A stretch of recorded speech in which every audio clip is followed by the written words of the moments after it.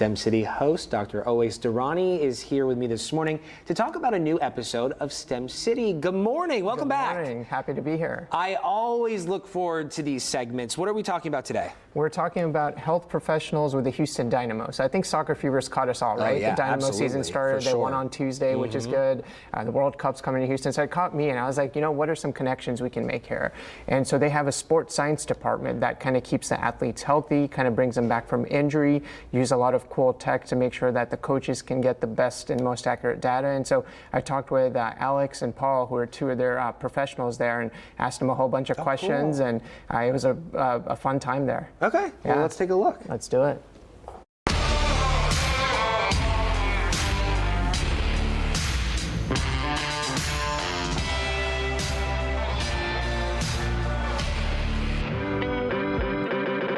With the Houston Dynamo season about to start and the World Cup about to be played here in Houston in a little less than 2 years, it got us asking, what are the STEM professionals that power the world's most popular sport? So we came over here to the Dynamo Performance Center to ask those questions and chat with some STEM professionals.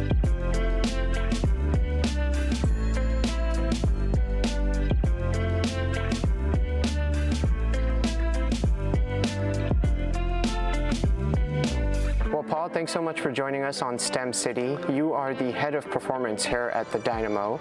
So tell me about what that means and what your responsibilities are in that role. Essentially, it's about physical performance. So my job is to oversee everyone that's involved in the physical performance aspect of the job. Most importantly, the communication and the collaboration I have with the coaching staff. Typically, I'll design a microcycle for each week, and on each day we have specific details about total distance, high-speed running, sprinting, acceleration, decelerations, and we'll have a projected load, and then we'll take a look and see what the actual load was, and then we can plan accordingly for the rest of the week and subsequent weeks. And within that, then there'll be recommendations of what types of drills the coaches have used before. We use information from a drill menu to help us with that, and then it helps us to really dial in the prescription as specifically as we can to make sure the players are in the best shape possible and the most robust to withstand the loads that are going to be asked of them when they play the matches. You studied physical education. Tell me about that. Where did you study that? How long did that take? And what really drew you to that part of, you know, the science world? As a player, you're always interested in the physical world and being physically active. I was fortunate enough to get a soccer scholarship to Adelphi University, which is a small school on Long Island in New York.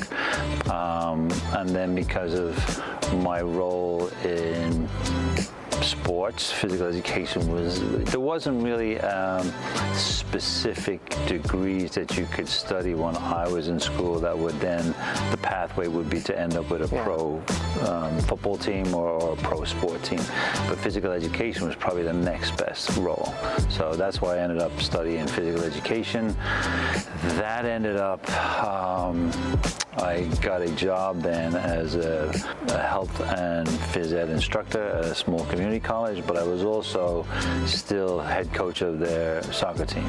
I ended up being a tenured assistant professor there after 3 years, but there was always that the love for football, the DNA, the passion to be involved in the game. And when I had the opportunity then to have a full-time role, actually the first one ended up being the U17 national team, where they had a residency in Bradenton, Florida. The best players in the country for that age came, we trained, we lived together, we traveled together, and we played and tried to qualify and play in World Cups, which we ultimately ended up doing and being successful in.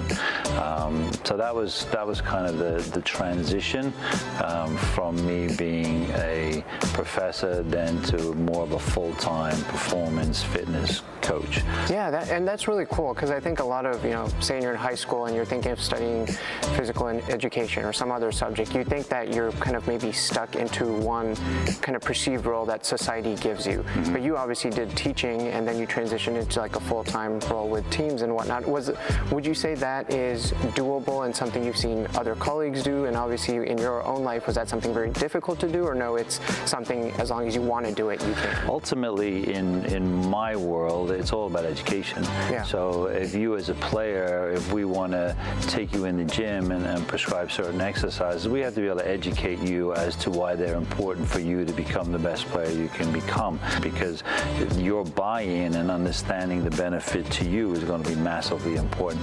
So for me, the ingredient that was always there was education. Yeah. And that's from my life. It's been in all walks of my life. And even when I was younger, I wasn't necessarily the best student, but I always knew how important education was. And I think then if you talk about other walks of life, if you continue to try and become better and educate yourself and give yourself some opportunities, then you might not necessarily become a pro athlete, but there's plenty of other areas like myself and the other members of staff that I've mentioned. Yeah. They're all involved in pro sports. Yeah. Now, could they do their jobs in another arena? Yes, for sure. But part of their passion and their desire currently, for sure, is to be involved in pro sports. Another thing, say 20 years ago, how would you say technology today, whatever technology it may be, has improved, say a player gets injured, coming back to playing? What have been, a tool or two that you have seen in your day-to-day that has really kind of changed things compared to, say, 20 years ago? I think maybe one of the bigger ones is the GPS. Okay. Because if we talk about, like even today, we had some targets that I spoke about earlier. So we had high-speed running, and we had sprinting and XL, decel targets that we had set today. In the past, you would have picked certain games, whether it's, let's say, 11v11, and then you're going to play 11v11 3 times 10 minutes, and you will get a physical response and an adaptation from playing those games multiple times over multiple sessions, but you wouldn't have been as dialed in exactly what each individual got. So I'll know from your GPS unit that you got 300 meters high-speed running and 100 meters sprint distance.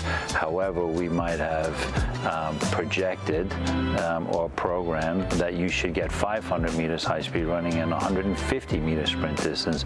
And so then by the end of the session, we'll be able to add a little bit of a top-up that gives you exactly what we feel you need, so then we don't lose that session, and then we can move on to the next. So the prescription, it just enables you to be more dialed in. So a final question, just kind of rewinding a bit and kind of 10,000-foot picture. You've obviously been here in the city for many years now, and it seems like to me, as and just an outside fan, obviously the Dynamo did really well last year. The World Cup's coming to Houston. It feels like soccer energy is just really, really high. Just someone who's obviously involved with the team, do you notice that? Do you feel that? And where do you think soccer is in the city of Houston? I think as a soccer landscape, there's so much passion that you see. Like on any weekend, we see it across the road here with the multiple pitches that we have. But if you go to any park anywhere in Houston on the weekend, it's thousands upon thousands of kids and adults playing a game purely because they have passion and enjoyment and love for the game. So I think what's happening now is the product on the field in terms of the league that the MLS has built to this point, and now we can bring players like Hector Herrera can come and play for Houston. I think that will it reinforces the good job that the league has done, and now there's another avenue perhaps for these people that love to play the game to actually come to an environment, come to a stadium. Again, with that, like when I talk about that team first mentality, they have that, almost that tribe mentality of we're all together now against the other cities, whatever cities they are that we play against. And because the product on the field is better, I think you can see and feel that it's just going to keep growing and growing and growing and getting better. Awesome. Well, I'm really looking forward to the upcoming season and cheering on the Dynamo. Thanks for joining us. Learned a lot today. No problem. Thank you so much for having me.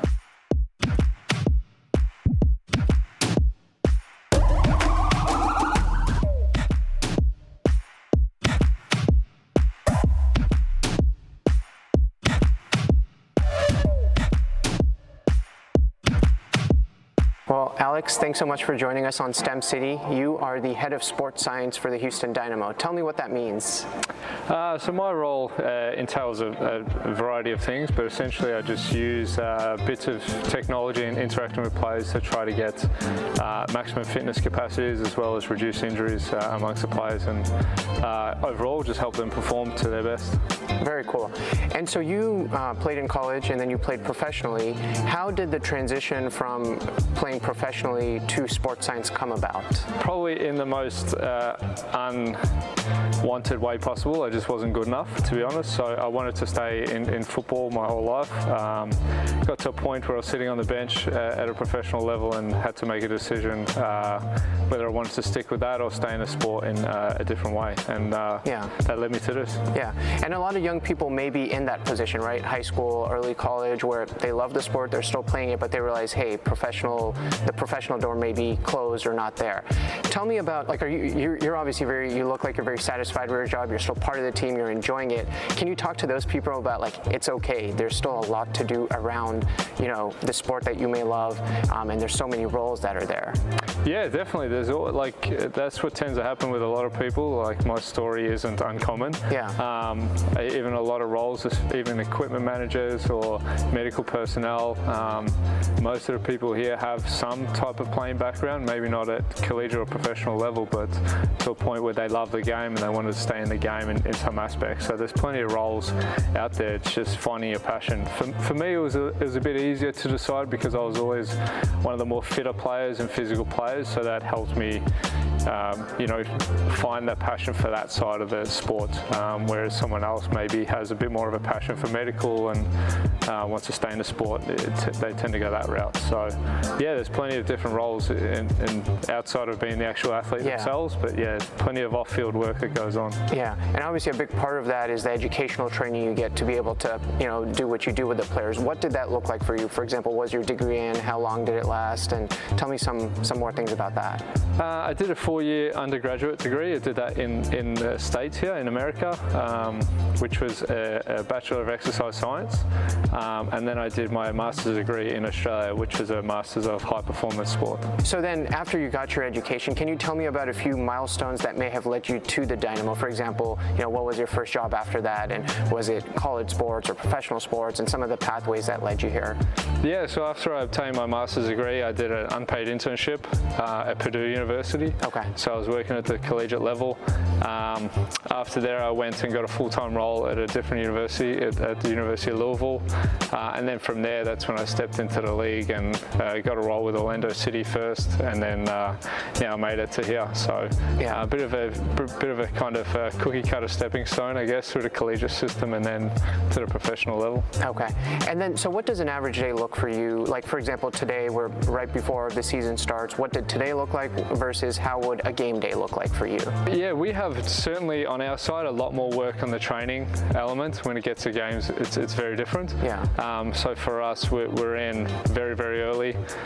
We meet with the medical staff to look at and discuss any players that may be inhibited or may need some limitations with training. Then we relay that message to coaches, and then I normally set up for training if anyone's out of drills that needs some fitness work, then I work with them during the training session. If some people are injured and need some additional fitness work or specific rehabilitation work, I do that on the side of the field. Then when we come inside, there's a little break, guys get a snack, we also have a snack, we need to refuel as well. And then we often have gym sessions, so then we go into the gym, work with the players in there, build on their strength, so that's also part of the role. And then again, more meetings at the end of the day and debrief with the coaching staff and other staff that need to be debriefed, and then that's a day. And I imagine probably one of the cool things is nothing is like by the book. For example, a player may be dealing with one injury and another player you're working with may be dealing with 2 injuries that may be affecting each other. So it's always like troubleshooting that, I imagine. It's not, following step 1, 2, 3, but like individualizing these plans. Would you say that's accurate? Yeah, spot on. There's so much, I guess, analysis done on different types types of injury, even fitness stuff. Different injured sites require different, aspects and movement patterns, and there's a lot of breakdown and a lot of steps and science involved and physiology involved and all that sort of stuff that needs to be taken into account. Yeah, one of the, I imagine like 30 years ago, the technology we have today didn't exist, and you've got something that is part of those newer technologies. So can you tell me about what that is and how you use it on a day-to-day basis? Yeah, so this is a basic GPS. I say basic, but these have come a long way. The first GPS systems used to be this big box that would clip to like a belt, and players used to run with that. Yeah. These have come a long way, but they're now in these kind of sports bra-looking garments. Okay. And the GPS tracks all their distance, what speeds they're going at, different movement patterns side to side, basically everything that a regular GPS would do. And it kind of just slides in the back here like that, pretty simple, and then it just goes on as a garment. Okay. So with this, it's really quite handy and provides us a lot of information, because there's also a heart rate strap built into it, so we can get their response from training and how hard they're working and what their fitness levels are like based on this, as well as how far they're moving, how fast, and all that sort of stuff. So we get a lot of numbers from this, and it has come a long way. They wear these every day. They wear them in games as well, so we can compare some of our training stuff to the game stuff, what they would do here and there, and that helps us plan out, plug in a lot of numbers throughout the week and what's appropriate for certain players and positions. But yeah, there's a lot of numbers to look at. Yeah, that's cool. And so in addition to all the other cool stuff you're doing, you wrote a book as well about soccer and performance. Tell me about what kind of spurred you to write a book, and what's the book about, and who's, I guess, the target audience? And so the book was, we actually got 42 different practitioners in the same position I'm in all over the world. So from different clubs, so Chelsea, Man United, AC Milan, and they both basically just wrote all the stuff I'm talking about here, but how they do it in their clubs. So a lot of clubs overseas have different competitions and travel that they take into account when they're doing their kind of measures and science and sports science protocols and stuff. So the book is just a compilation of all sorts of, subjects within that. Yeah. So the strength and conditioning in the gym, the sports science, the nutrition, all that sort of stuff from all around the world. What would you say to, say I'm in 12th grade, I want to do what you do, but the pathway of, getting that degree, starting with an internship, kind of going through other roles to get to where you get to may seem intimidating. What do you say to that person that's intimidated by that journey that you went on? It can be. If I was reflecting back now, it seems intimidating. When I was in the same situation, I just tried to break down what my passions were, and it was the sport itself, and I was good with numbers, so I just started with that and went one step at a time. Yeah, really cool. I think what you do is, the perfect marriage of science and numbers, and then something that we all think is cool, soccer and professional athletes. So thanks for talking with us. I'll be cheering on for the Dynamo, and I can't wait to see an amazing season. Thank you. Appreciate it. Thanks for having me.